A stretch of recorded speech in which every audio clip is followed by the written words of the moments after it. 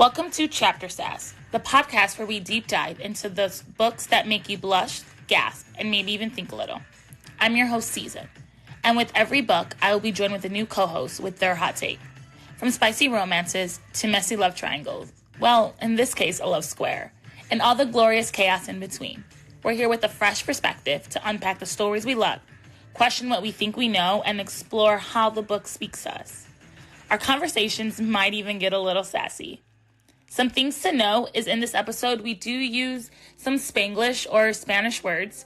If you hear the word sala, for those of you who don't know what that means, it just means living room. For everything else, I'm pretty sure we explain what it means. If you stayed with me this far, you must be ready for us to discuss the book. This episode is explicit. The book does contain mature content, and there will be spoilers. Let's get into the first chapter. Welcome to Chapter Sass. And I'm Season, and I'm here with my co-host, Jody. Yay! Jody, do you want to tell everyone a little bit about yourself? Sure. My name is Jody. I am Season's friend from high school, believe it or not. So what is that, like Over 20 years? 20 years? Oh my God. I don't know. I still feel 20. So, yep, I'm a single mom and, fantasy is my escape. So Love it. we read a lot of it here. Today we're going to be reading A God of Moonlight and Stardust by Mina Brower. Woo! You want to show the book? Sure. Woo! And to get things started, I'm going to have like a little cocktail or something. I don't know if you guys can see it, but I will be posting it to Instagram, TikTok, all the things. But I have a sparkling margarita. But what you guys can't see is I have an ice cube. It's a rose. And it has glitter and it's black. You can kind of see the black in here. For everyone who is listening, it's a cup and there's a black ice cube and it's black glitter, edible glitter. But it's essentially representing, as we go into this book, like the darkness that follows her. So like she thinks she's like this light, but like there's like darkness in the middle. That was my representation on this. Shadi, what are you drinking? You. I just got a little glass of champagne. Oh, I love it. So cheers. Cheers. Cheers. Okay, let's get into this. We will deep dive. I don't want to say chapter by chapter, but we will go through essentially chapter by chapter. Jody, feel free to stop at any time to say anything. And at the end of each episode, we'll have a little sassy section where we'll talk about topics that might get a little controversial, might be funny, might be fun. Just sees how everything just relates to us. So right when we get started, we have a warning page, a trigger warning page, the book introduction, and it pretty much lets us know that the characters that we're about to meet go through various of mental health struggles. Some of these trigger in these books include mature sexual content, which there are, PTSD, reference to alcohol abuse, characters with anxiety, off-page suicide, murder, and there's a little bit more, and it continues. The author also goes on to say that like we're in a fictional world, and she describes it like this is like post like the extinction of Earth, and they're like they're over the Milky Way. So you immediately get all of this information. Then after that, we hop into like a little recap section, and it tells us essentially like where we're leading up to everything. And there's no Earth where they are now because Earth is like extinct, which I found, we could talk about this later. It says like Earth is extinct, but then it says like Hector visits Earth to get priceless stuff. So how is something extinct and you can go? But that's another topic for another day. I'm thinking it's like an abandoned warehouse, right? Like it's still there. Oh, okay. And you just go back and visit and just explore and That's okay, that's fair. There's no religion. They took away religion. Everything is run by the planetary council. So like that's the government. God and beast are no longer worshipped, but they are hidden within the world realms. So they're not necessarily gone. They're just somewhere where the council can't find them. and technology is favored. So like there's no magic, it's just technology. Then we find out that the source is the creator of all energy, and he created three enclaves of gods: the celestial enclave, the spiritual enclave, and the elemental enclave. Chaos always follows the celestial gods, which we can get into a little later too. But why just celestial? And from this, we got two twin gods, part of the celestial enclave. So we got Eros. How would you pronounce that, Jody? And for everyone who is listening, I might say a few of the names wrong. Oh, So, I'm totally gonna say the names so wrong. I'll if do we my say them best. wrong, forgive us. So I want to say Eros. He is the god of light, and he creates light, which helps create life. And then there's the quote unquote bad twin, which is Amray, and he provides darkness. However, you do need darkness for a rebirth. Amray was always jealous of his twin Eros, who was everyone loved. You know, he was like the popular twin. So instead of talking it out, he decides to go to war with his brother. He loses, and he is sent to another planet. In this planet where he's like exiled with a whole bunch of other criminals, he becomes the one that everyone loves. Everyone fears him now. So he is now the most powerful one. He's learned to take more powers. He's learned to do a lot of other things, and now he wants to take this army to go attack Errol's and his like followers. So in the early year of Amray's exile, he had a daughter. The daughter was supposed to be his heir. However, Amri adopted a son and made him his right hand man.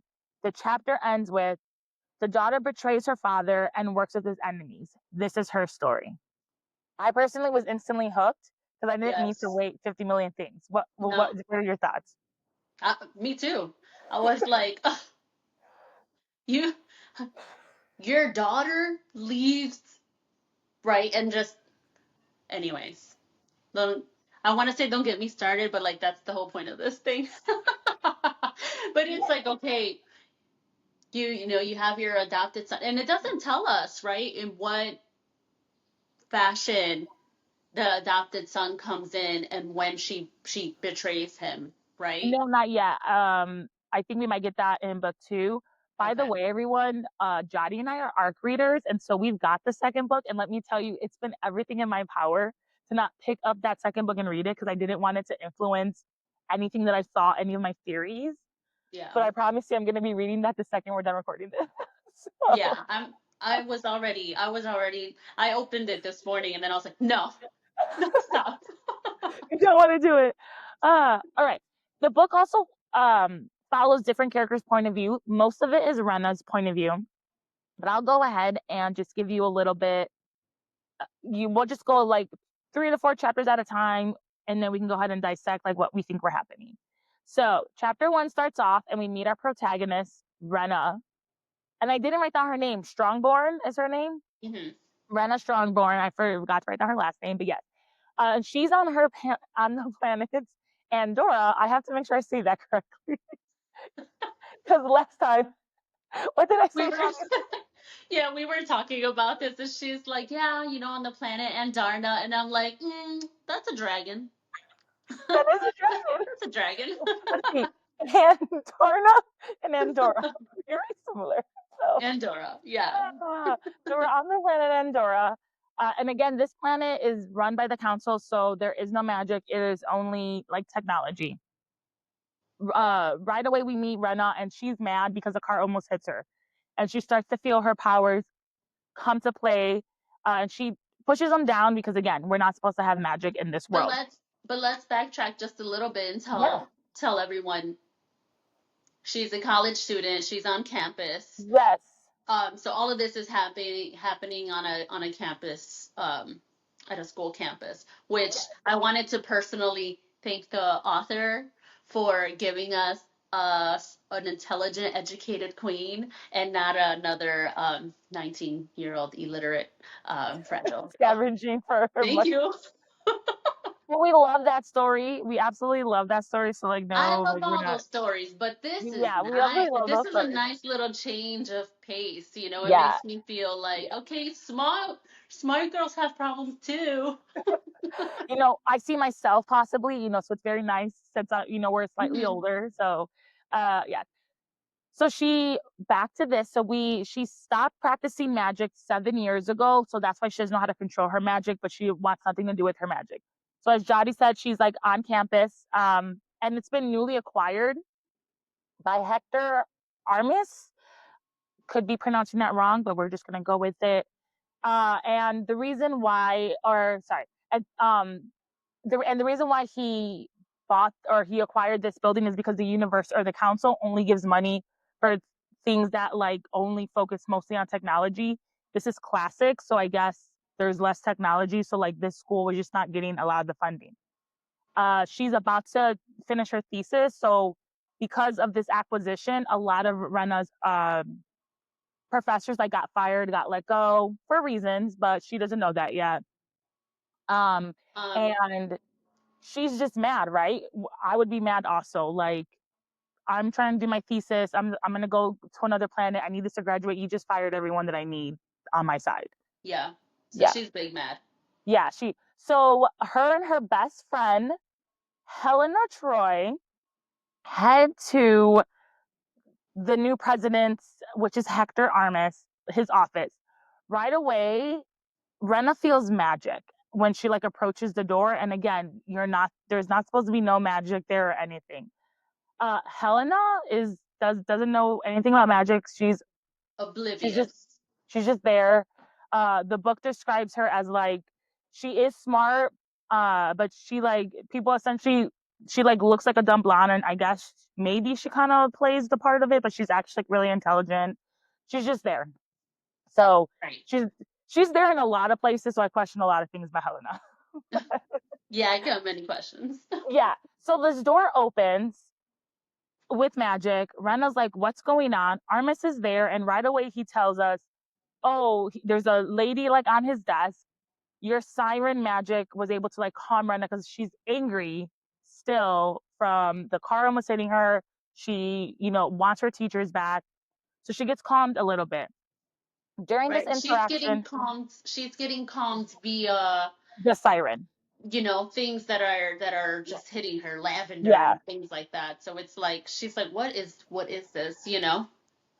Uh, and she, pleads her case for wanting her teachers back. And Hector's like, no, they're idiots.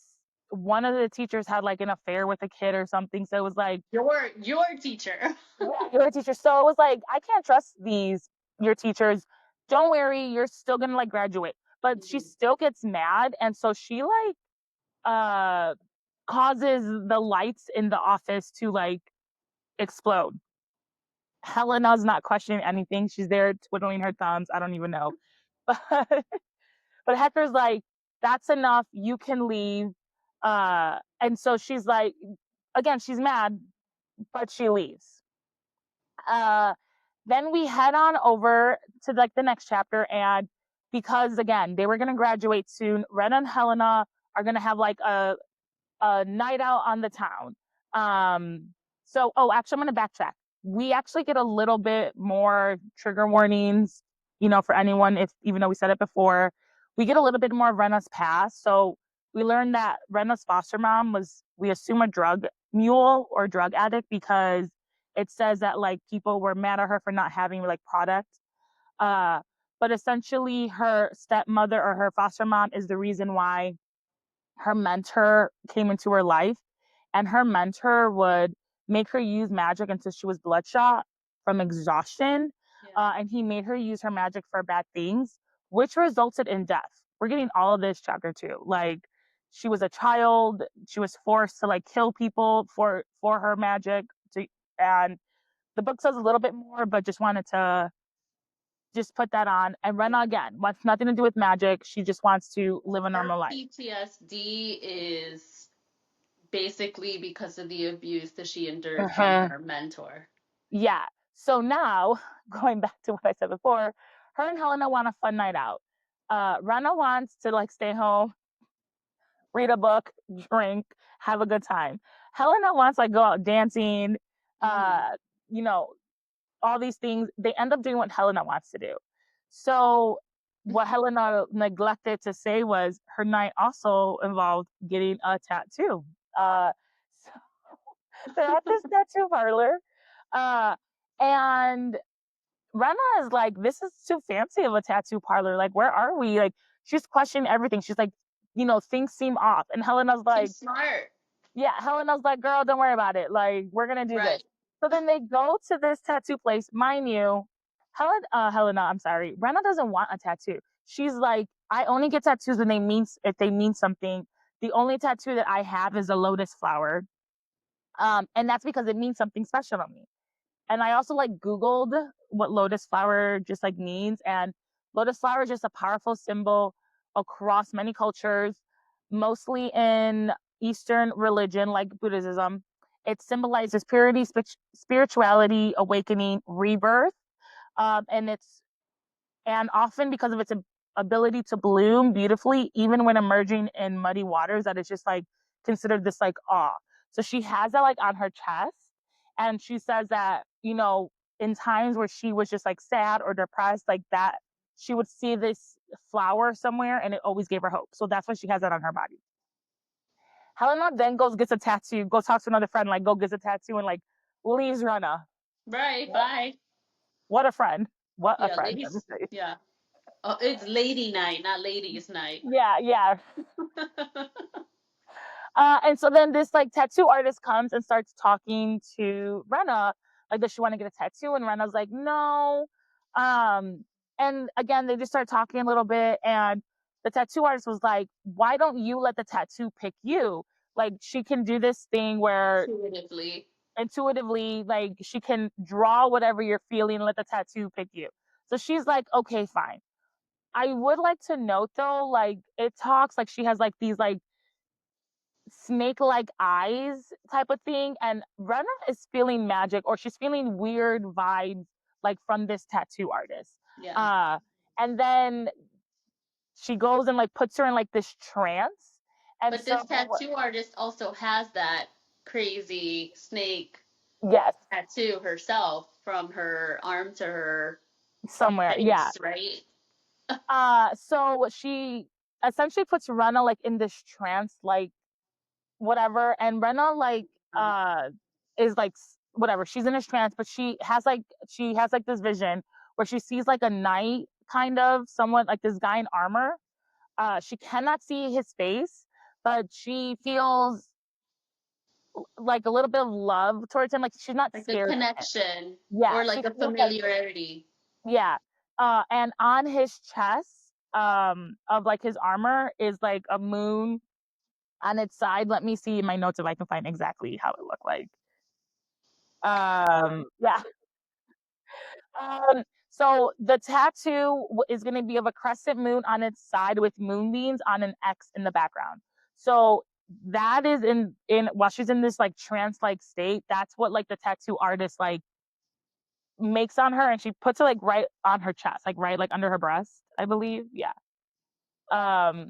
So Rena, and these are memories. We learn later on that like this is a memory, but Rena doesn't know that this is a memory yet. Right at this time, yeah. Yeah. So then, like, while all this is happening, shit like breaks loose. Like, the darkness is essentially coming. Things are exploding. Her and Helena like comes over. They're gonna like run out. They like run out, and then like that's the end of the chapter. Like people, it's just like essentially a stampede. Yeah, and this is like upon completion of the tattoo. So it's like Uh-huh. this lady came in, intuitively gave you this symbol, let's call it, or a sigil or whatever, and then was like, okay, bye. And then like all hell breaks loose. So Yeah. it's kind of like, And Helena okay, just there again. All of this is happening. She's completely unaware, a little suspect if you think if I just yeah, saying. a lot. So then we get like a new person's point of view. We get Kelly's point of view, and he is in his office, and it's the anniversary of Rena's death and the destruction of, how are we saying the planet's name? Zor. Zor. Zor. And he's just like feeling, he's feeling his feelings, I guess, of all this is happening. And then all of a sudden, this big energy like hits him, and it's the energy of a blood summons. And gods are bound to blood summons. These summons can be painful. And I'm going to call him Kel, because in the book, Kelios tells Ren to like call him Kel. So Mm-hmm. I'm just going to call him Kel from here on out. Kelios closes his eyes against the pain, but then he has a memory of Rena, and it's the same memory that Rena had in the tattoo parlor. However, he actually sees her face, and we now know that he's the one like in this armor at this point. Then he starts hearing like the conversation that Rena was having like with Helena and the tattoo artist, and he's just like, "Is this real? Yeah. Like what can this be?" But he recognizes that voice, and he never stopped loving her, and he like needs to find her. So then we go on, and he like meets with the other gods that are, I guess, part of his enclave. And we meet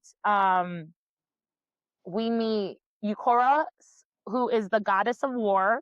She is also the daughter of Eros. We meet Silas. He's the god of the creation of like planets. I might be saying this one wrong. Priya, she's the goddess of written record. Uh, and then we have Lavina, which is the goddess of fate. So essentially,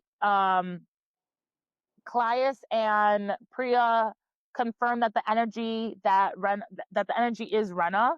Uh, Silas has also said Silas also had like a thing for Rena this whole time, and he had a thing for her 2 millennia ago, because that's the last time that Kel has seen Rena was 2 millennia ago. So he's always had a thing for her, but he's always kind of like respected Rena's boundaries and never wanted to like do anything. Then it is said, um, then it is confirmed that all of Amory children's live. So I assumed his stepson, because we got that in the beginning, Mm-hmm. is alive. Uh, Jody, I know we're both thinking this. I listened to like one podcast, Yeah. and we're wrong. I will let you know after this, like what it is, but we're wrong Okay. on that. So children is not who we think is children. But this whole time we're like, oh, it's the stepson. They also are confirming though that the spirit, or like this darkness, that the energy that they're feeling feels slightly different than the Amory that they know. But in their head, it's been 2 millennia. Maybe he's got more power, or all these other things. Lavina also confirms that Rena's alive, but she doesn't remember her life, who she was, like her life before or anything. She Right. says that Amory, like I said, Amory is different. Like, and this power is a little bit weaker. And all the gods like agree that like Kel will go find her, but he will also be the one to tell her like who she is. Like every other person's not gonna do anything. Thought so far. I just hit everything, everybody, so ignore that. You're so good. You're so good. We're rolling.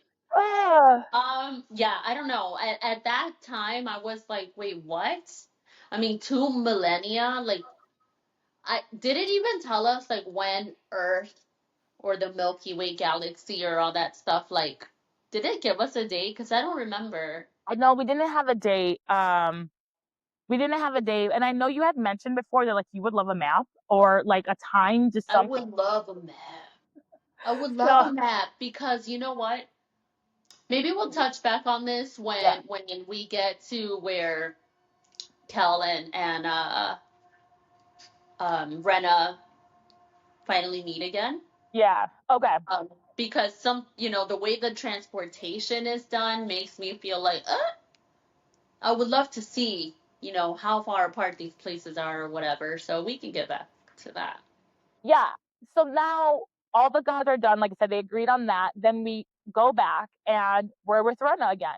So again, when I first like read it, I was like, oh, Rena died, because like Kels is like mourning over her death. I'm like, oh no, she died 2 millennia ago. This is the same Rena, but she doesn't have her memory. So again, when I say hooked again.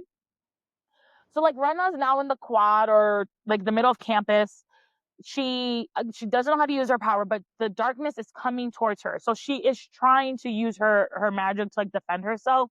But again, she's not angry, she's scared, and she can only use her magic when she is angry. So when she tries to shoot at it, she misses it. She sees like the campus phone or whatever. She tries to like call for help. She electrocutes like the phone with her hands at this point. And again, the darkness is calling her, saying her name. She's asking like, "Why do you want me? Like, leave me alone." And then the darkness goes away. But again, all chaos has gone loose on this quad. Like things exploded, light bulbs, like everything.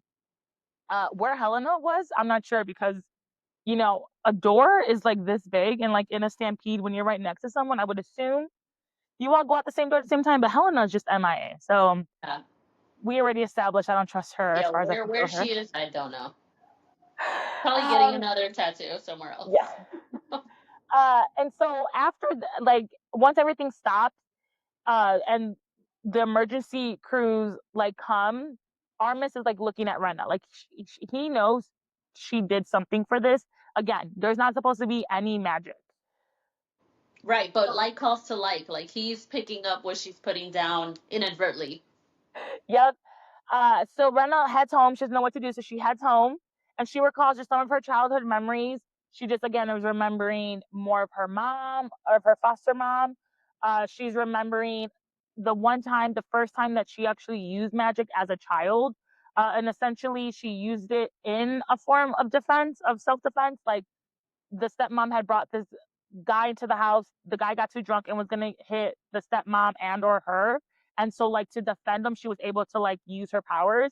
So it's interesting because we know then she can't use her powers now without being angry, but the first time she ever used it, I mean, maybe she had a little bit of anger in her, but she was also scared. So we know that she can possibly use her magic for other things. Mm-hmm. Serena goes and she like goes into her a dream. She's at home. And then we meet her mystery man. And Rena doesn't know who he is, but she feels very like she knows him. She feels very safe. And she's having like a semi romantic exchange. Like he like brings like the cosmos and like stars to her. And he's like, she's like, "Oh, you brought me stars." And he's like, "Oh, I told you I would always, bring this to you and whatnot." So she's just like lovely in this dream, and then all of a sudden her phone rings or her compad, and lo and behold, Helena finally decides to do something that a good friend should do and call her. And so she wakes up from this dream, but she feels really sad and heartbroken. After that, it's been like a few days, and Rena needs to like go back to the college now, and so Hector is there, and he calls her into his office, and he pretty much is like asking like what happened, and Mm-hmm. she's saying she's playing dumb, I don't know, and Denial. She's yeah, denying everything, yeah. he's denying everything, like no, and he's like no, like the council is not involved. I'm trying very hard to tell the council it was a freak accident. They don't Yeah. believe that. A lot of people who We're there, like were pointed you there, out, like singled you yeah, out. yeah, like all witnesses are like, who are giving descriptions, your face is amongst like the descriptions being given. And you know what happens with people, they get reprogrammed. So I don't really know what reprogrammed is. I wish we got more information on reprogram. Yeah. But all we know is that like if you get reprogrammed, you sometimes never come back. So uh then Rena goes and tells him that the magic spoke to her. So our Hector has a friend and he's like, "Oh, he'll protect you." He does all this stuff. But when she says the darkness spoke to her, he's like, "Oh, I need to call my friend right now and like let him know like all like what happened." So then they go ahead, and so he out of nowhere, uh Yeah. He's Hector comes spooked though. yeah, Hector He's comes spooked. back, and lo and behold, Kels is following him. He's just there. He is ready to come get Rena. Uh, and they kind of have like a lover's quarrel. Like he's like, "You're not safe. You need to come with me." She's like, "Dude, I've never I don't fucking met even know you." you. He I doesn't even know. go here. Yeah, you don't even go. Uh, so they essentially agree that they're going to let Rena think about it. And Kel wants to take Rena to Tara, which is essentially a secure location. It has like wards, and it's very hard to find. So like no one really knows where it's fine, and it's a safe haven with people with magical abilities. So if Rena goes, she will be safe there. However, if she goes, that does mean she's not gonna like graduate. So she, again, she's like, what do I do? Like, I Right. worked so hard for this.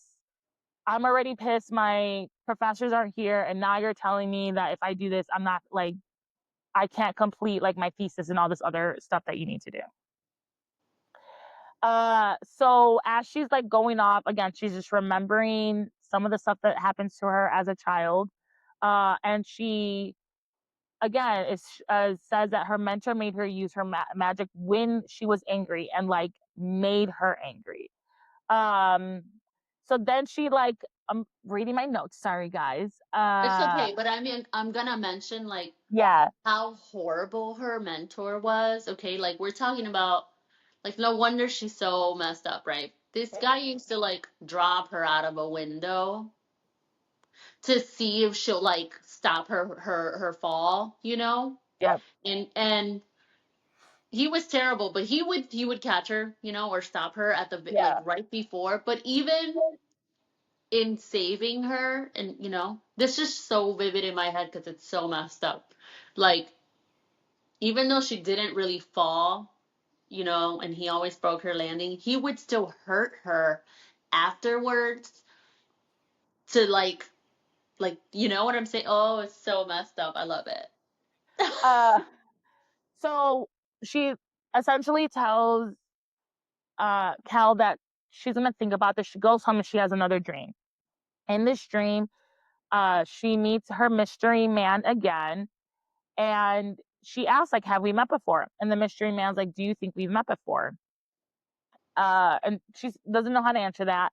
And essentially, Dream Guy says that he's essentially like her guardian, not angel, Yeah. because angels have something else and he doesn't have that. But he's always been protecting her.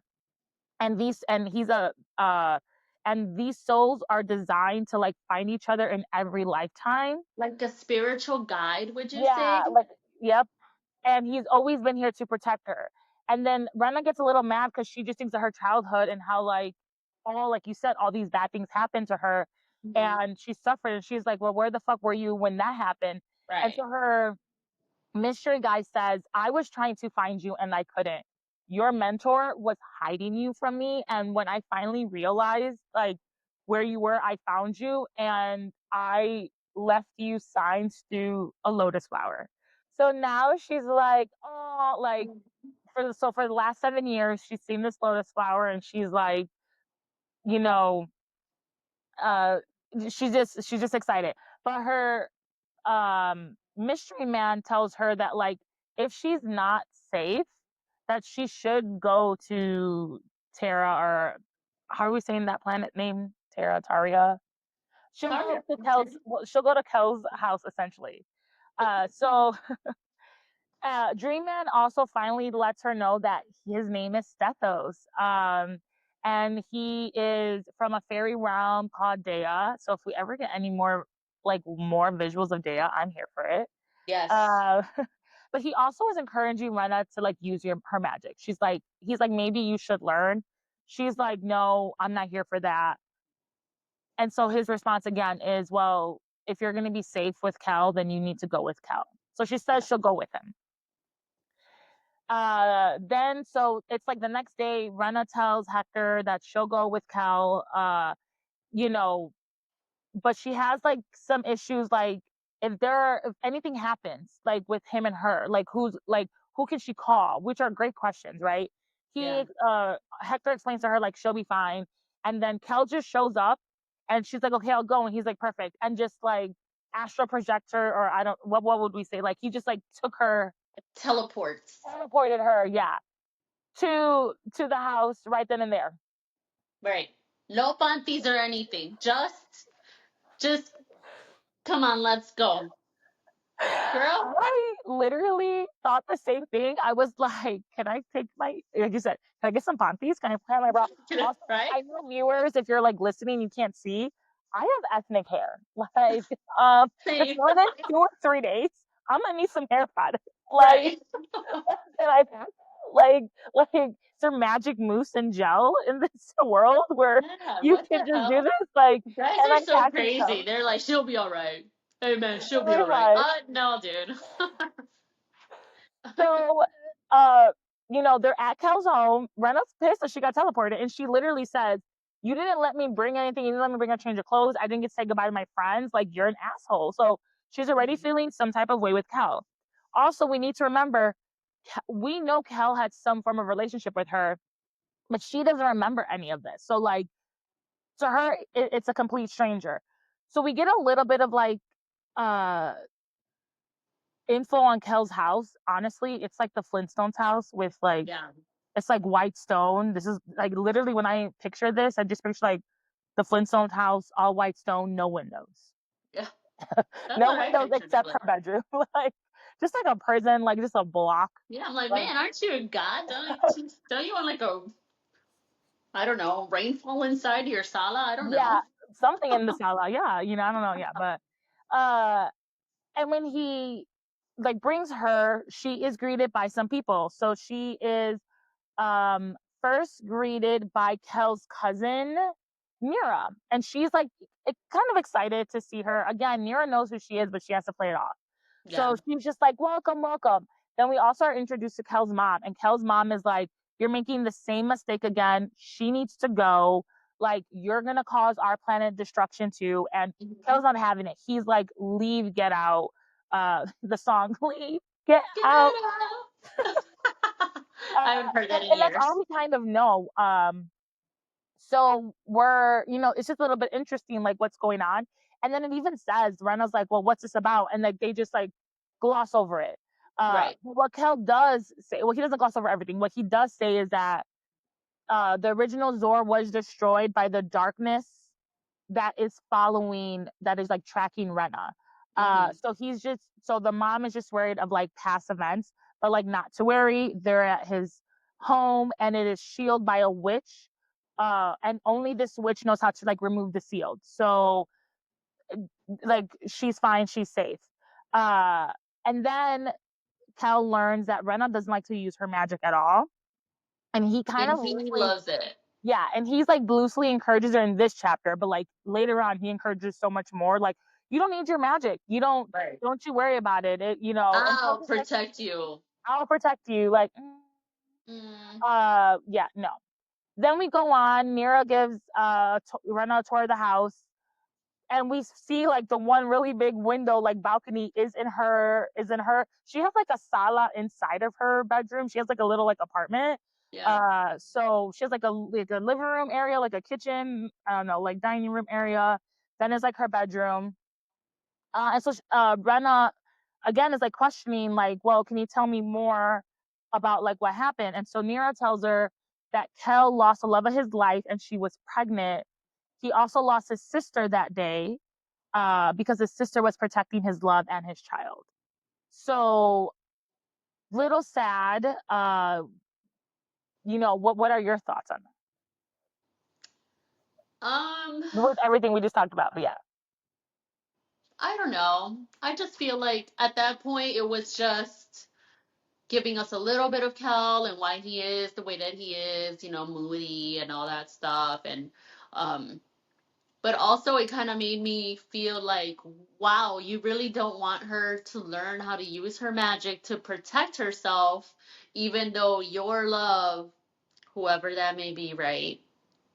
Um, like could not be protected by someone who had magic herself. So Uh-huh. it's like, why would you not encourage her to do something that's gonna better herself or protect herself Yeah. better? You got a dream guy who doesn't exist right now, right? Because he's just a dream, encouraging her to learn her magic, protect yourself when you can. And then we got Kel, who's like, oh, my wife and baby died because they couldn't be protected, but don't protect yourself. Come No, on, but Kel. and like to your point also, like the mom is like, you're causing us the exact same fate. And I don't know if past Rena had magic, but if we know she has magic in this one, and to your point, his sister with magic died, and she also died, like, at some point, what is the difference? Like, you have to change the outcome, right?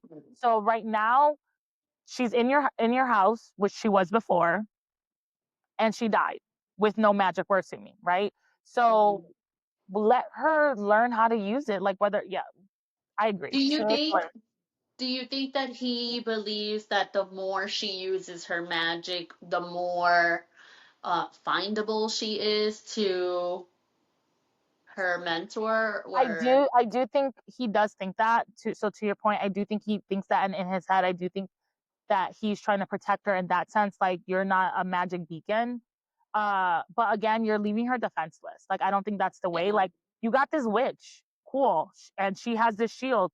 Could she give Rena something that, like, stops stops, like, the GPS, whatever, the beacon, from being called? Like, can she, like, use her magic in another way? We yeah, learn in a little bit that there's, like, the spiritual gods and, like, the elemental gods. Like, if we take her to the underworld to learn how to use her magic, can you be detected there? Like, I mean, I'm sure there's, like, loopholes or something, but he's not yeah. even trying to figure any of this out. So No, he's just like, yeah, just be there and be pretty, yeah. and let me Uh, protect you. so it's the next day, and because as you so graciously told us, she don't even got panties, right? She don't got hair supplies. She don't got nothing. So Mira takes her out on a little, ladies' night shopping. And again, old Rena, knew all about, like, the enclaves or whatever, but she starts to ask Mira, like, what are some things? So Mira explains the source created everything, and that there are three enclaves again: celestial, spiritual, and elemental. Mira is part of the celestial enclave. And I'm reading this, like, exactly from the book. So she says, so the celestial enclave, the spiritual enclave, the elemental enclaves, um, who have, and the gods have celestial bodies, like, oh, I'm sorry. And the celest, I'm like, I can't read today. So, guys, I'm so sorry for this podcast. I swear, it's like literally right in front of me, and I cannot read. You better take it easy on the glitter. Oh, the glitter, yay! It's the glitter. So essentially, gods that are part of the celestial enclave are responsible for, like, the planets, the cosmos, the stars, the moon. Uh, the elementals, they live in, like, this luscious rainforest planet in the next galaxy. Then we have the spiritual enclaves, and they're in a star cluster in, like, Camu. But so, I hopefully we get more information about them later, but they are all work together, but, like, don't work together. We get a little bit of that later. But there are some things that the source does not allow gods to do. And one of the things is interfere. She says specifically human politics, because humans have free will. But I guess it's just, like, interfering with, like, human issues because they have free will. So now we're gonna go ahead and get into our little love triangle, maybe love square, because as of right now, we know that Rena feels something towards Kel a little bit, not too much, at least past Rena did. We know that Rena feels something with her, like, mystery guy in her dreams, Sethos. We did get his name. So while they're shopping, one of the, like, owners of a shop is like, "Oh, Kel's so hot, like, don't you think?" And so now she's starting to be like, "Oh, Yeah, oh, I'm getting a little turned on here." yeah, he's kind of cute. Yeah, he's just a smidge. Uh, and so, again, they go from store to store. So again, Rena's now slowly, like, accepting this idea of, like, oh, can there be something with Kel? And actually, they're, like, heading, like, to the car or something. They're going to take another store. Rena feels someone watching her, and she sees uh, Lavinia, and she, like, sees her 1 second, and then she, like, astral projects out of her body. So she was teleported without permission, then she was, like, astral projected out of her permission. And so Lavinia says, "I'm forbidden to reveal the truth. Um, however, I feel like if you're talking to her, you already broke that, but whatever." She says, Yeah. "I'm forbidden from revealing the truth, but you have, like, strayed, like, from your path, and you need to access your magic." Rena wants nothing to do with her magic. She's pissed of people telling her to use her magic. She wants nothing to do with it. And then she was like, as of right now, Kel's the only person who's respecting my decision to do this. And Mm-hmm. Lavinia just explains that if she does not learn how to control her magic, she will become chaos itself. Interesting again, because it only follows like celestial gods, chaos only like follows celestial gods, and she will be chaos itself. So uh I'm here honestly. I don't know how the next few books are gonna be, but she becomes chaos herself. I am here for it. Like just to see how Me that too. yeah, Yeah. just to see how that plot goes. But then Lavinia explains to Rena that um she will be part of her journey and to help her get home. We don't know what home is because as of right Yeah. now we have home from 2 millennia ago, Rena. We have the home Andorra. We have the home that she's in now. Like what is home? So I'm like, ooh, like what home are we talking about? Right. Is home a place or a time? Like Yes. what? And then Lavinia also explains, and we'll call her Liv because Silas is like the only person who can call her Liv, but for this case and purposes, we'll go ahead and call her Liv. Liv says that you have the right protector at your side. So immediately, Brenna thinks I of think Kel. Kel. Yep. However, we also know, like from her dream man, that like he's like her protector. He'll always find her. So like, is her protector Stethos, and she just like doesn't know all this yet. And Lavinia also says that your strength is in the darkness. So a little drink here. The darkness has melted and it's all together. Uh, and with the darkness, you'll be at home. Home will call to you. Its pull is undeniable. The force. And then she goes, the force has already began to call you home, and you won't be able to escape its hold. So then Liv sends her back to her body. So now she's back with Nira, and Nira has no idea what happened. So now they're like about to leave, and Silas decides to show up and immediately starts flirting with Rena. And Rena is feeling all types of way with this. She's enjoying this. She's getting turned on. And Claudius also says he's described as being carefree, but he also urges her to do what she wants and not let anyone like roll her or tell her what to do. So I'm already like, I stand Silas. Like he's like already saying, stand up for yourself, do what you need to do. Yeah. He's also the only person right now. He's like the darkness who's coming after you is Amaray. No one has said anything to her about that. He is the first person to actually give it a name. So now she knows, and he's like, you should know who's out. Like you should know who your enemies are. So Yeah. And clap, clap, clap. let's just I just want to touch back on him because A, he's my favorite. Not only is he really like spilling the tea, right? And he's like, I don't give a shit about anything else. I'm gonna tell you what I can, to the best of my ability but if we just go back to the very beginning where Kel is like, you guys, is this her? Is this Rena? And Silas is like, yup, it is. He's so messy, right? And he's like, what's his name? Kel is like, yeah, well, she's mine, and Silas is like, I'm gonna give you a fair fight this time because Yeah, she was yours, but maybe now she'll be mine. the So love squaring. he's he's our little, you know, we got Kel, we got Sethos, and we got Silas over here. Like, I think I'm gonna shoot my shot as well. Yes, the love square is squaring. Yeah, So I mean, he could shoot his shot with me. um so I just really quickly want to also like just go back again. Silas is so far the only person who's like trying to be upfront honest. Before this, the darkness was always the darkness. Again, he just told her who the name is. She doesn't realize that that's her father, but like he's the only one who's like actively like being like this is who it is. Up until now, and I love this. I was like the darkness was like Lord Voldemort, like thou shall not be named. Yeah. So like I again, and we don't get much from Silas, but like I already trust him. Like we have Sethos, and yes, he's like being great to her, like in his dream and encourage you. But there's like so much that we don't know, and he is encouraging her to do other things. But like, and then we have Cal, who's just like, I'm gonna protect you no matter what. But then I don't know, Silas is like being a really good friend. Like I feel like out of the three of them right now, he's the only one trying to really, really put me like Yeah. trying to help me. I mean, to play devil's advocate, is he trying to help or is he just trying to throw a wrench in things? Is he just trying to upset Kel by being that Yeah. guy, by being the messy, dark guy with his hands in his pocket, like, you know? I'm gonna say maybe a little bit of both, but I do think he has her best interest at heart.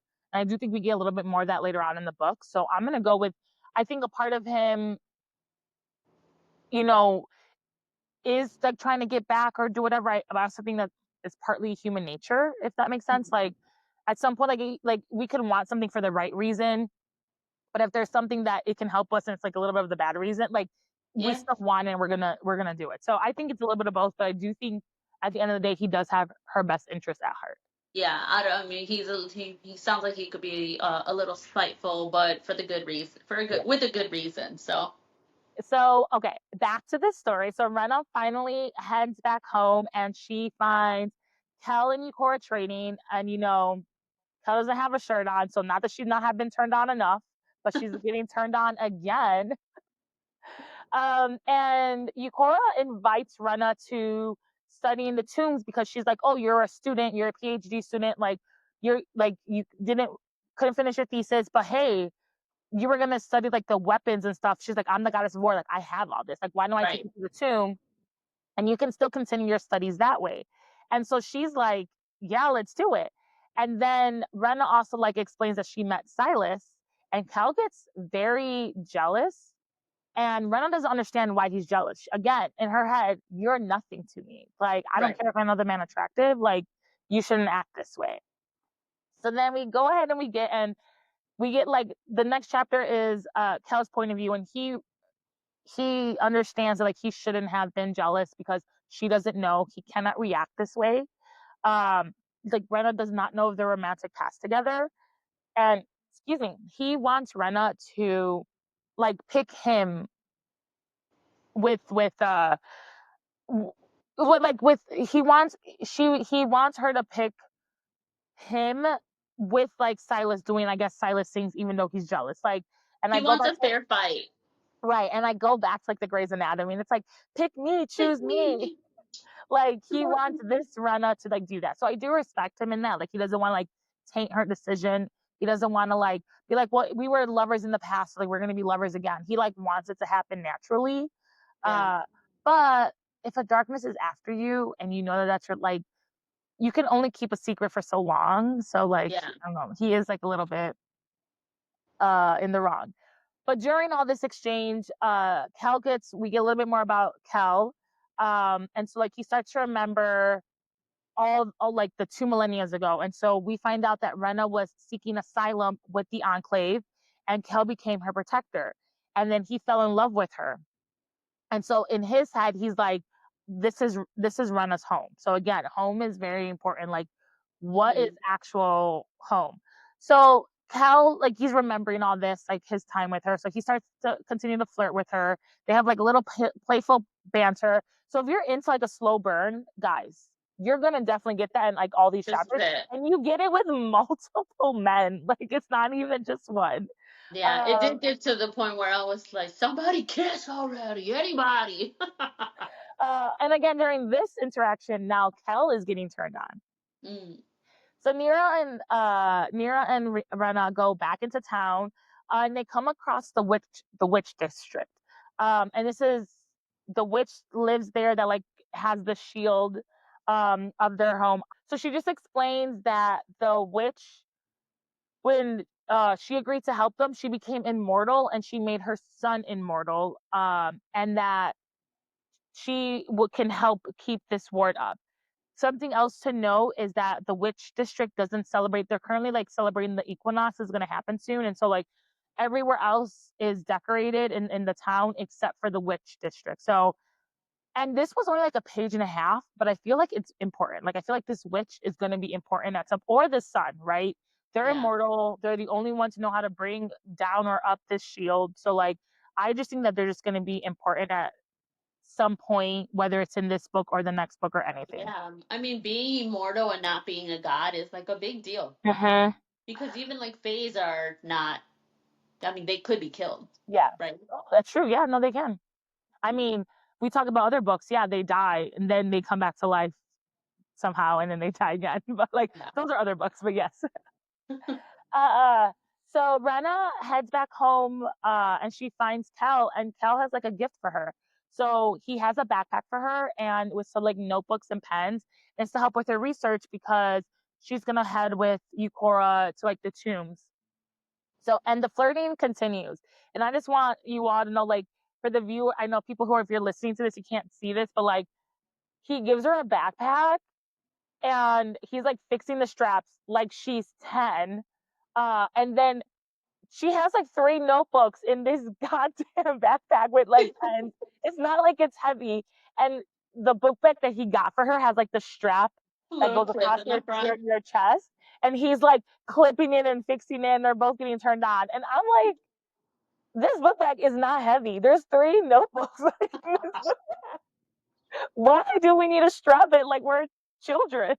Right, like in my head, I'm like backpack, backpack, but he's like, oh, let me strap you in here, and So, I'm just like, okay, whatever works for you, I guess. We don't kink shame here. but I encourage everyone to read it because, again, if you're into slow burn, like this chapter, the slow burn is burning. Like he's like tossing her hair. Like it's just they are flirting very, very much.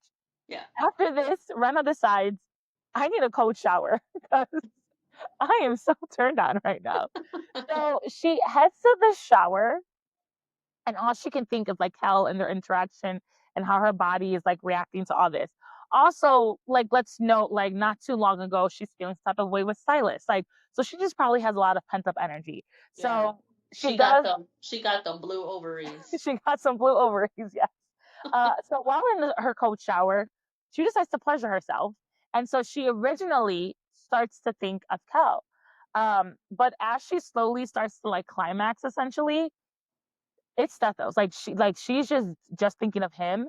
And it gets a little this scene gets a little spicy. If you guys wanna like read it, I encourage you. But like she can only see her dream man now, and like she's done and that's all she wants. It's her dream man. Yeah, Uh but is she seeing that or is he doing that? I think she's seen it. I think it's a memory. A I think it's memory? a memory that she's remembering. Uh and again, we know that she's attracted to all these men, and we know she has a history at least with two of the three men. Hmm. Silas is, we don't know if there was any type of history there, but I think that her pleasuring herself, she's remembering a time when her and Sethos might have been in the shower at one point in her old life, and she's remembering that time. But Sethos is her like guardian. Like, Right, but we know that she has romantic feelings with him. So we know all these things, and we know that he said that I will always find you in every lifetime or whatever. So like I'm gonna also assume he was in the previous lifetime, and if she dies in this lifetime, he's gonna find her again. yeah. So after this cold shower, Rena dreams of Stethos, and now she's just dreaming of him every night. And in these dreams, we get more information. So we learn about Stethos' mother. We learn that she was a sea fae, and he takes her to like I don't know if they mention it, but he takes her to like this beautiful like seaside like place. And again, they're flirting because she just wants to flirt with everyone at this point. So I'm here for Yeah. it. Quite frankly, Yeah. I'm definitely here for it. But so they're just like flirting here and there. And again, he tells her like, "I can help you use your magic," and she's like, "No." Hmm.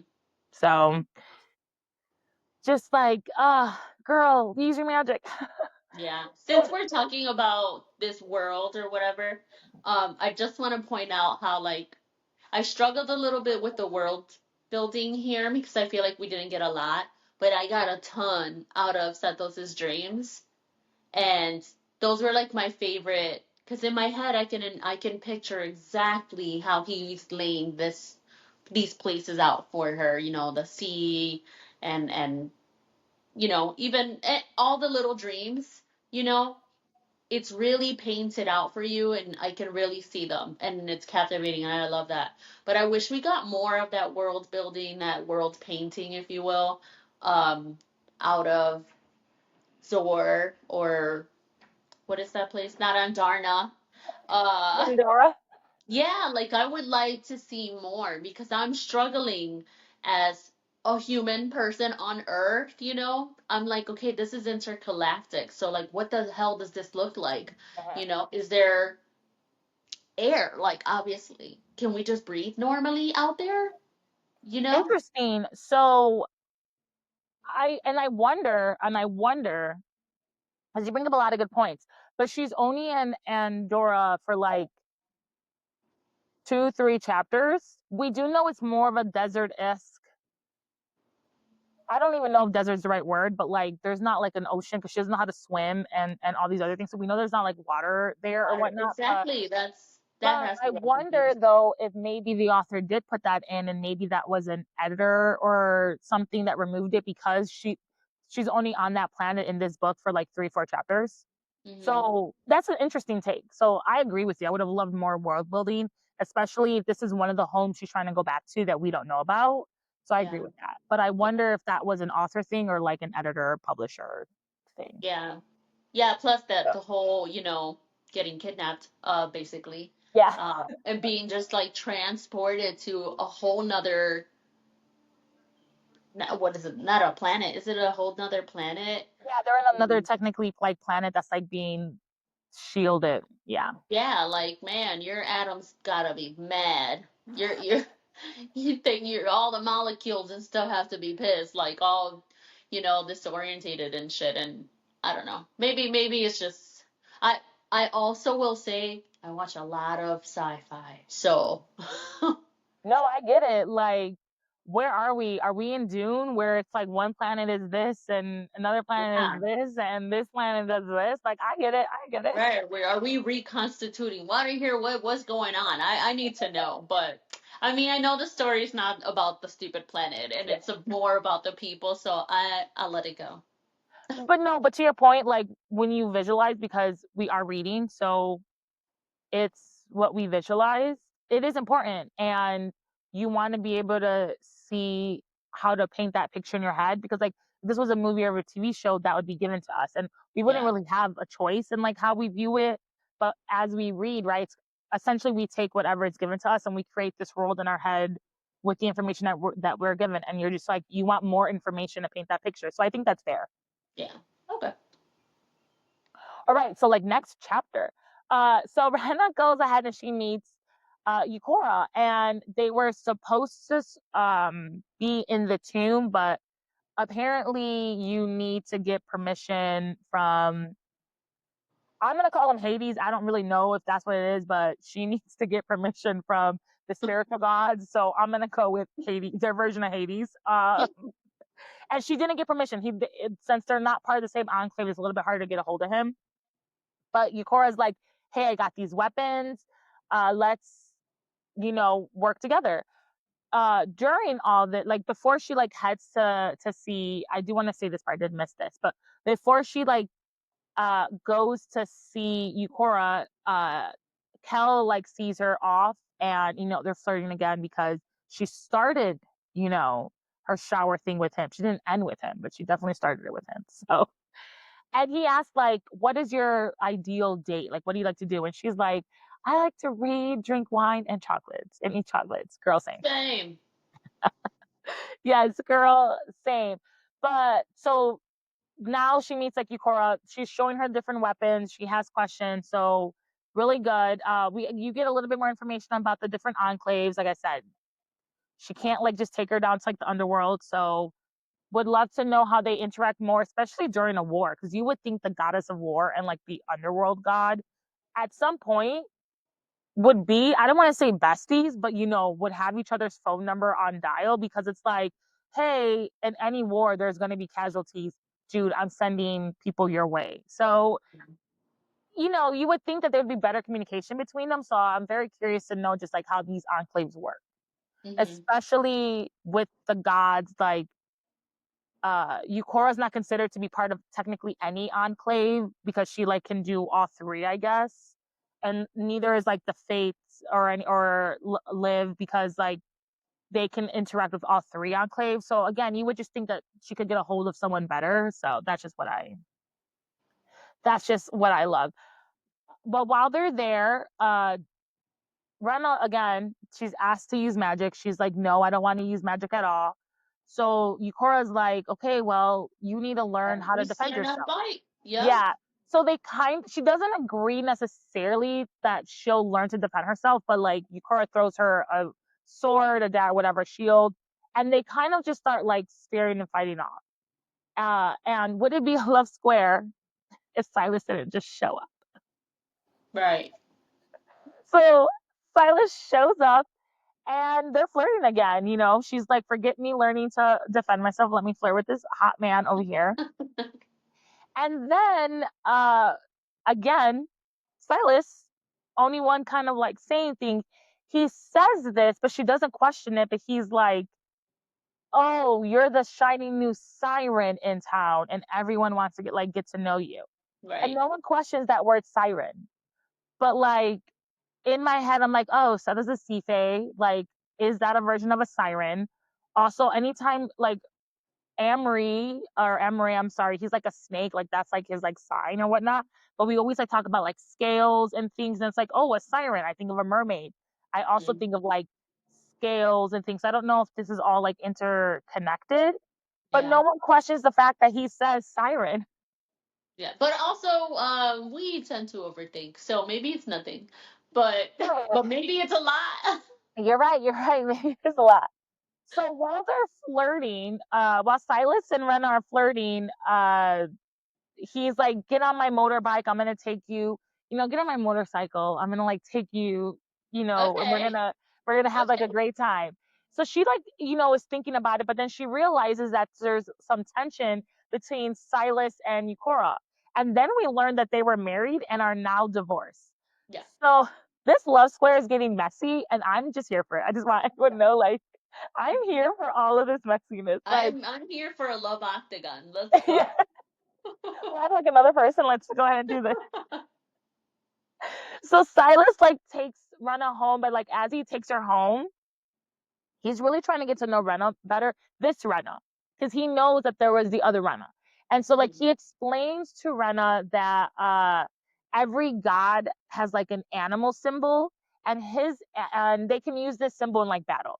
And his animal symbol is a red stag, and like he like creates it, and the red stag that he like creates out of like thin air does not like Rena. Like starts like wants to attack her. Silas like doesn't understand why he essentially like Like destroys. what the hell? Yeah, just like destroys the red stag. But just very like curious that like his creation wasn't didn't like her energy. So I don't know if that's Mhm. like foreshadowing or anything, but like Oh, you know, 100%. It yeah, has good to to be, know. right? Like, oh, So this Rena is what decides, makes me agree with your, is Rena the bad guy? Like, is she gonna yeah, be the bad guy? I would believe it because of something like this. honestly, same. I know, like I think yes, she could be a bad guy. She could be all types of things. But also in the beginning, it's like you need darkness to do this. So like I think it's maybe just rethinking like what darkness is. Like darkness doesn't maybe that doesn't mean that you're a killer. Darkness can mean something else. So Yeah. just very interesting to see how this goes. All right, we have one more chapter and then we'll go ahead and get into our little sassy conversation. So like the next thing that we end with is Rena goes home and she needs a bath. I don't know if she's trying to recreate when she was like in a cold shower. This girl needs a lot. For someone who has no panties, you take a lot of showers. Well, she got one piece now because she went Oh, right, shopping. right, But yes, right. but yes. So she's like in this. She's like taking a bath and she's just like remembering like all this flirting that's going on. And so she decides like, oh, I'm gonna release some of my pent up stress.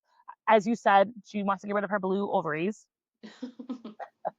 So she's like trying to please herself.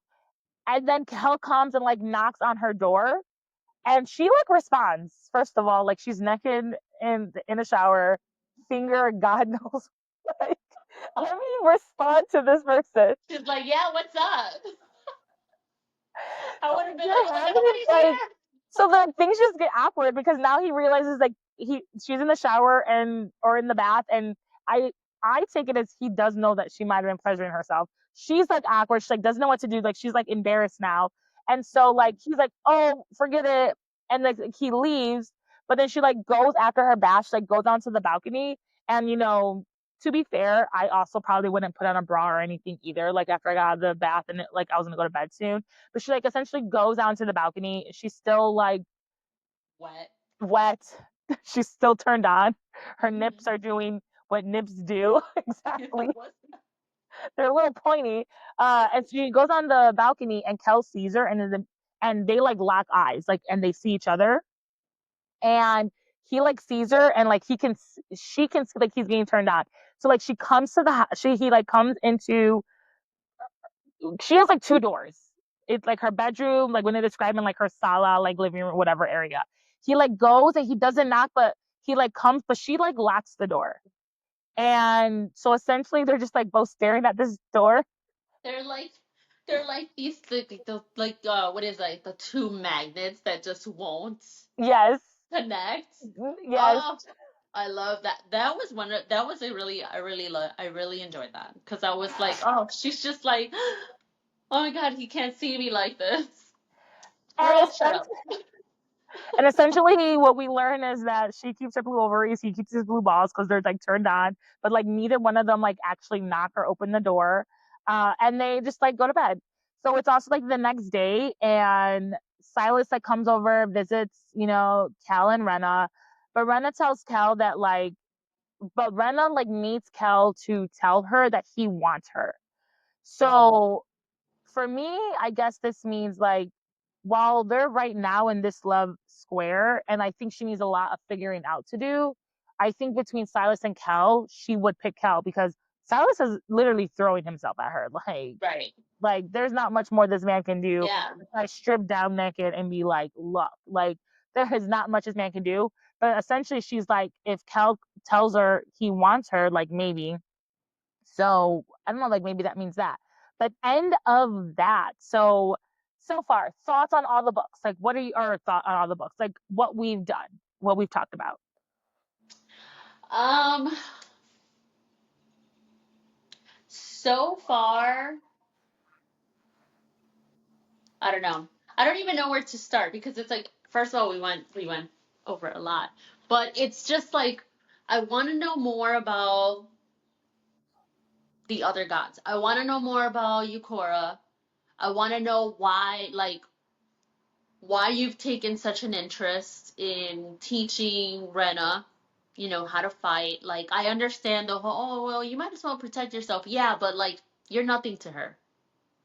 Well, no, she's nothing to her that Rena knows, but like Right. Yukora, I believe, interacted with old Rena or two Right, millennia but ago. Right. that's my thought process as Rena is why are these people so invested in me? Okay, You fair. know? Yeah. Like Silas, why do you so strongly want me to use my powers? And why does Hmm. Yukoro so strongly desires for me to learn how to fight? And I feel like why Yukora though, because she's the goddess of war, I feel like that is your natural. yeah, I don't know. that's I feel like true. hers is. I agree with Silas. I agree. I just met this dude and he's like trying to get to know me. I just stepped on this planet, so I see your point with that. But I think for Yukora, it's like she's a woman. She's the goddess of war. Like I like if I had to embody something, I feel like that is what that person would embody, right? Yeah, that's true. That's true. Now that I think about it that way, because for me, it's just like, can't nobody tell me nothing. As my shirt says, I do whatever I want. Yeah, in Okay. Espanol, but Yeah. yes. Yo hago lo que me da la gana. So it's kind Ooh. of like, for me, it's just like, why are you guys all trying to tell this lady what to do? And she, of course, is like, who are these people? Uh-huh. So I don't know. My thought process really, really just, I don't know. I'm less putting things together and more like, who's gonna kiss? Oh no, honestly, at this point, I am Yeah. at that. Like, I'm just like I mean, we're still early on. There are a lot of other things happen, you know. But like at this point, I'm like, girl, you literally got three. Okay, we'll say two because one is in a dream and she's only dreaming that stuff. So we'll just say two. Yeah. But she wants the one to confess. So I guess one. But I'm like, I also like would be tooting my own horn because I'm like, look at all these men who just want me. Like, Right. I just stepped foot on this planet and I'm like so undesirable. Like, yes, I'm Like here for I'm too it. popular. Yeah, my I feel like at this point in the story is like I haven't gotten enough to make real solid decisions on who really is looking out for me and blah blah blah, and more like somebody's gotta, somebody's gotta get it on quickly. Yes, very soon. So we'll go ahead and we'll go into our sassy part of this episode. And so I have two questions or two things I would like to talk about, your opinions on some of these things. So one of the topics I want to talk about is in the beginning of the book, we get trigger warnings and all this information. And I do think that like any book that is going to cover certain topics, like we should have some form of trigger warning. But I do want to say it's like a page, it's like almost a whole page. And for me, and people do not come at me, I just like, I just think that we should just be able to be like, it has, like she says, alcohol, depression, like, but that should also only be like two or three sentences. Like that shouldn't be like a whole page. Then Mina goes into saying like, it's a fictional world, it's this. And I'm just like, obviously it's a fictional world because if I pick Yeah. up this book, it's going to be in the fiction section of anywhere I go. And let's just say someone accidentally took this book and put it in the space section, which could be real because space is real. So let's just say someone did that.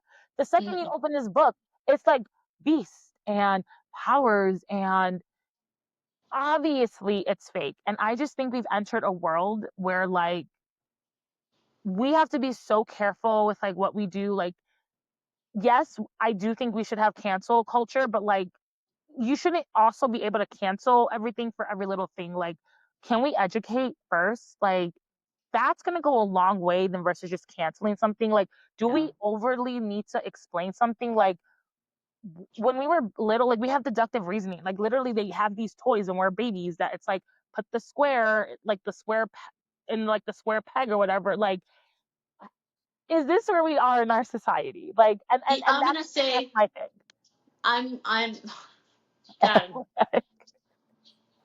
I'm going to say not everyone has deductive reasoning, or not everyone uses context clues. Not everyone, you got some babies that stick the round peg right in the round hole, while others are like, oh, trying to figure it out, so I do agree with you because, we grew up going to the same school and honors classes and all that stuff. So I feel like, we got a little smarts. But not everybody, especially now, and there's certain people who just believe everything. They really And believe. And if we were having this topic or this conversation post the election, I'd be like, you're wrong, but never mind. Right. No, I mean, come Continue. on. You Continue. know, You're right. we're gonna take your Medicaid, but you're Oh, gonna no. be fine. You know. So it's we don't want you to like. Everyone needs to have babies, but we cannot feed them after they're born. You know what I'm saying? Yeah. So it's kind of like that. Like yeah, for us it's common sense. We use context clues. Of course, I mean, we've got a snake looking at the moon here. Like for us, it's like this is obviously fantasy, right? But not everybody, not everybody thinks. I mean, Yeah, and I get your point, but I guess for me is when do we encourage these like deductive reasoning skills? Like how do we encourage context clue skills? Like how do we if we're so telling everyone, like how do we like increase these skills, I guess, and not like just ending it, you know what I mean? I just feel like sometimes we just do too much to like explain something. And I'm not saying with mhm, everything, like there are some things that definitely need to be explained. There are some things like I'm not at all like saying that, but I just think that as a whole in our society we just take it too far sometimes, and it's like it's a fictional book, obviously. yeah, 1000% we should have the trigger warnings because you don't know what you're going to do, and certain books have certain trigger Right. warnings and And what's certain gonna things. set you off, you Right. don't. So like I do agree with it. I don't like disagree with that. I just don't agree it needs to be like a whole page. Like it Yeah, needs I to mean, I be like think to it needs to be like 3 sentences or 4 sentences. yeah, to me, like a perfect example would be um we don't really get a lot of alcohol abuse, or at least I wouldn't find Kel having a glass of whiskey alcohol abuse.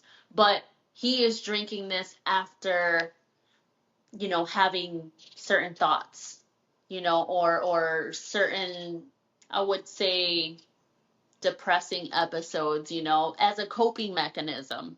And I think the author here is just trying to tell us, her version of alcohol abuse is using this as a crutch. Mhm, He's drinking as a crutch, or he's drinking as a band-aid, mhm. and that's not encouraged. She's not encouraging you to, drink your worries away or whatever, but she has to tell you that this is what this person does. That doesn't necessarily mean that that's what everyone should do, So trigger warning, you know, for those who may be used to have issues with alcohol and are now picking up this book and going, yeah, you know what?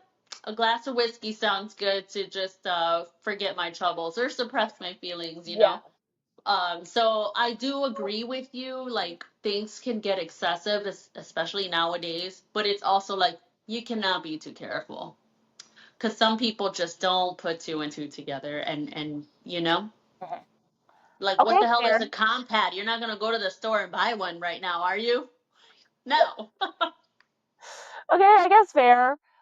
Fair. I guess fair. I can see your side. I still see my side.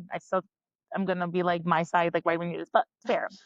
The next topic that I have is like the council and religion and everything. And so I don't necessarily think I'm like super religious, but I do think I have religious aspects.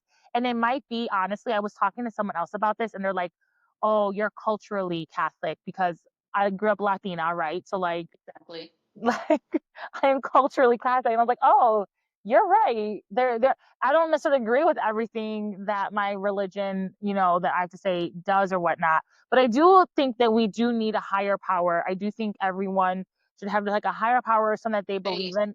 Whether to what extent, I think that is up to the individual person right? and how you want to believe in it. I think it's up to the individual person. But in this world, we have the planetary council and they've like completely taken away religion, and we get more later on like why they did that.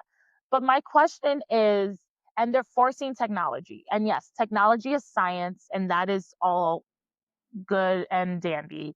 But to a certain extent, is that much belief in technology, could that But be essentially religion?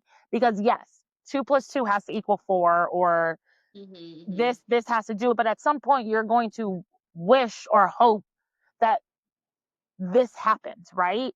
And is that not like I can build a robot, but at some point I'm hoping and wishing that like I put the right equations together to make it Yeah, work, and it works, right? Like that would technically be like yeah. But religion hope, within technology, or like hope, faith within yeah, technology.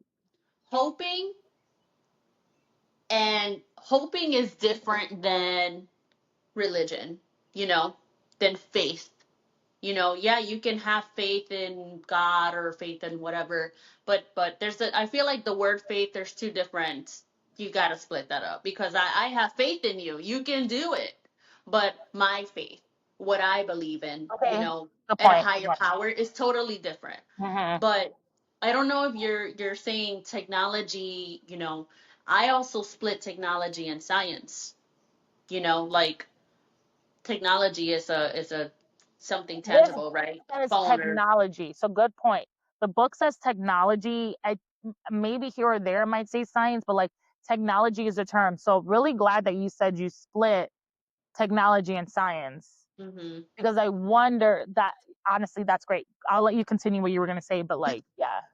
yeah. But for me, it's like you were just saying, 2 plus 2 means it has to equal 4 or whatever. And if your equations in your robot are wrong, like I like to use a spaceship, you know. If your math is mathing, hope and pray all you want, but that shit's gonna go up. If your But you're math is hoping and not, praying. no, but if your math is mathing, okay, if your calculations are correct, whether you believe it or not, the shit's gonna launch because the Uh-huh. math is correct. But if your math is not correct, if your technology and your science is not driving, you can hope and pray all you want, honey. It's not leaving the grounds. So your faith, sorry, But you're that's just not hoping what and works. praying, and I agree. The math wasn't mathing, so it wasn't doing that. But a part of you was like hoping and praying and willing this to happen. Is that not like faith or something? Like I don't know. I just think It is. I That's what I'm think saying. You're it's the hoping and planet's praying. version, the planetary council's version of trying to make this religion stuff happen. Yeah. Yeah, I mean, I'm not super religious. I'm also Yeah. culturally I Catholic. Some things you just grew up with, you recognize it, but it doesn't have to be yours, mhm. you know? But you go to school, you learn math, you learn science. That shit's gonna stick with you forever because you need it. I don't know how much science I actually remembered or math from certain things, but yes, you're correct. I mean, let's I'm talk just an about asshole. I'm just chemical. an asshole. You're right. You're talking about chemical reactions. You over here making Yeah, that's potions to drink, so maybe you're a that is witch. I true. don't That is know. true. Woo. Okay, well, this is the end of this episode. We'll do our next episode with the end of the book, and we'll, have additional topics to discuss. If you agree or disagree with us, let us know. Is there anything you would like to say before we head on out, Jody? Oh my God, no. I think we fought enough today. We did a good. Well, I also just love you because you and me, like, and maybe this is because we've been friends since what, sophomore, freshman year of high school. I don't even know, but Freshman we year, can baby. like talk and disagree and still be friends. Like we're still gonna love each other. We're still gonna be there for each other. We can have different opinions, and that's why I was like, you have to be my first guest. So thank you. Yeah. Thank you. I feel like it's all in respect, right? Like Yeah. you respectfully you're wrong, but but I just plus I also feel like we enjoy friendly banter. Like, you Yes. know, tell if you think I'm wrong, tell me why. Yes. Let's Well, talk we about were it. in the debate team, Yeah. so maybe We that learned a has lot of something things to in high do with school. Yeah. yeah, I was gonna say, forget it. We're like in third We club. know. Yeah. So anyone who's out there following, like us, tell your friends. Also, please get the book. The second book comes out. Book 2 comes out. I believe everything is saying June 30th. So this episode will air July. before, or I'm sorry, July. This episode will definitely air before July 30th, but go get the book. It is amazing. Like honestly, this book on Goodreads, I think has like a 3 point something, but it's I just because she's like a smaller author, like it wasn't at my public library. There's not an audio version, so it might be a little bit harder to get. Like you probably are gonna have to like buy the book. If you have Kindle Unlimited, it's there. Please read it. Trust me. If you love fantasy, you love Yeah. space. If I you got love mine off a Amazon. slow It came the burn, next day. yeah. If you love a slow burn, if you love honestly messy love situations, because that's literally what it's just gonna get messier in a little bit. You're gonna love this book. Like And I also, literally, this is a debut novel. it is. Like this I is her first book. I So cannot wait that's to read book impressive. 2. Yeah. Yeah. All right, all right. Well, cheers. My glass is empty. I have drank it all, but cheers. See I you talk too soon. much, so mine's still full. Bye. Bye.